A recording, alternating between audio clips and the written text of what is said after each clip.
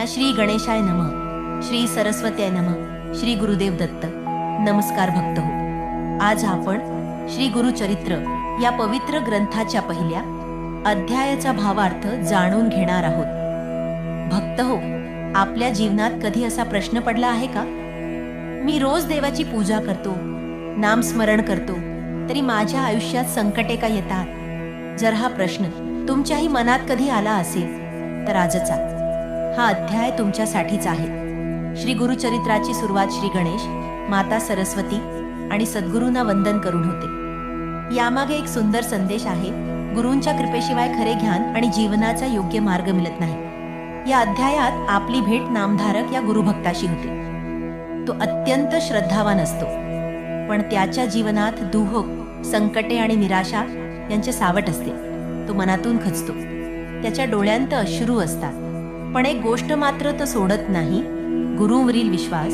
तो आर्तपणे प्रार्थना करतो, हे गुरुदेव, मी तुमच्या चरणी आलो आहे. मला सोडू नका, माझा उद्धार करा. भक्त हो, लक्षात ठेवा, जेव्हा मनापासून गुरूंना हाक मारली जाते तेव्हा ती हाक कधीही वाया जात नाही. नामधारकाच्या अखंड श्रद्धेमुळे त्याला सिद्धमुनी यांचे दर्शन होते. सिद्धमुनी त्याला सांगतात, गुरु आपल्या भक्ताला कधीच सोडत नाहीत.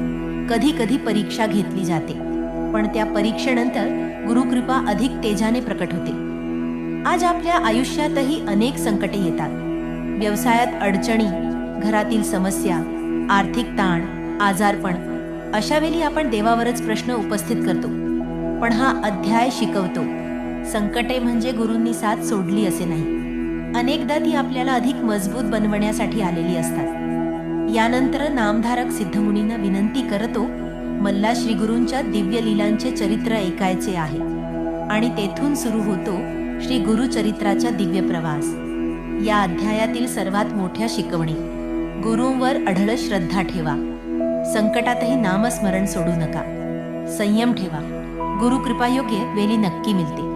गुरु आपल्या प्रत्येक भक्ताची काळजी घेतात. भक्त हो, आजचा अध्याय ऐकल्यानंतर आपण एक संकल्प करूया.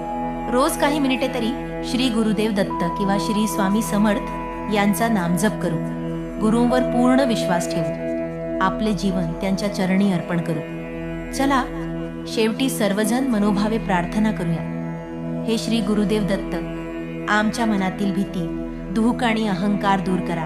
आम्हाला श्रद्धा, संयम आणि सद्बुद्धी द्या. तुमची कृपा आमच्यावर आणि आमच्या कुटुंबावर सदैव राहू दे. श्री गुरुदेव दत्त. श्री गुरुदेव दत्त. जर हा भावार्थ तुम्हाला आवडला असेल तर व्हिडिओला लाईक करा, आपल्या मित्र परिवारासोबत शेअर करा आणि अशाच श्री गुरुचरित्राच्या प्रत्येक अध्यायाचा भावार्थ ऐकण्यासाठी आपल्या चॅनेलला सबस्क्राईब करा. पुन्हा भेटूया श्री गुरुचरित्राच्या दुसऱ्या अध्यायासह. श्री गुरुदेव दत्त.